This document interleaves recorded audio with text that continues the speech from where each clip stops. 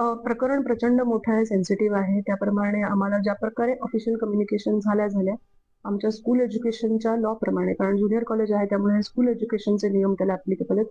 त्याप्रमाणे आम्ही लगेच जी काही लिगल कारवाई आहे ती त्वरित करू.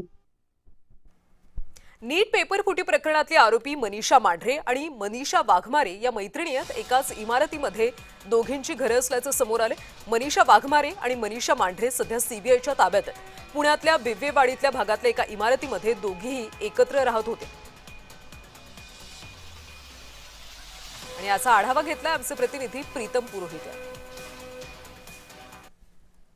नीट पेपर फुटी प्रकरणी आतापर्यंत 3 जणांना ताब्यात घेण्यात आलेलं आहे आणि पेपर सेट करणाऱ्यातील त्यातीलच 2 व्यक्ती प्रल्हाद कुलकर्णी केमिस्ट्री आणि मनीषा मांढरे बायोलॉजी या दोन्ही प्राध्यापकांनी पेपर सेट करून त्यातील काही प्रश्न लीक करायचे, त्यासाठी मनीषा वाघमारे यांचा वापर केला आणि मनीषा वाघमारे यांनी विद्यार्थ्यांपर्यंत पेपर पोहोचवण्यासाठी धनंजय लोखंडे आणि शुभम खैरनार यांच्या मार्फत हे सर्व प्रश्न गेस्ट टेस्टच्या माध्यमातून आणि तोंडी माध्यमातून विद्यार्थ्यांपर्यंत पोहोचविले. खरं तर प्राध्यापक प्रल्हाद कुलकर्णी आणि मनीषा वाघमारे यांची ओळख लातूर पासून नेट पेपर सेट करणाऱ्या मनीषा मांढरे या देखील प्रल्हाद कुलकर्णी यांची देखील ओळख झाली आणि याच दोन्ही मनीषा मांढरे आणि वाघमारे याच पुण्यातील आलिशान बिल्डिंग मधील गंगा असोसिएशन पार्क बिब्बेवाडी कात्रज परिसरामध्ये राहतात. आज सीबीआयने बायोलॉजी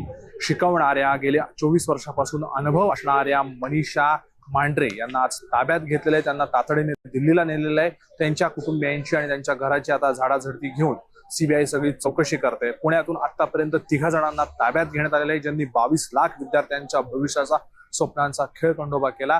अन्य अनेक धागेदोरे जे आहेत ते पुण्यातून सापडण्याची शक्यता नाकारता येत नाही. कॅमेरामॅन दीपसह मी प्रीतम पुरोहित, जय महाराष्ट्र, पुणे. शुभम खैरनारच्या संपर्कात असणाऱ्यांचा आता तपास केला जाणार आहे. नीट पेपर फुटी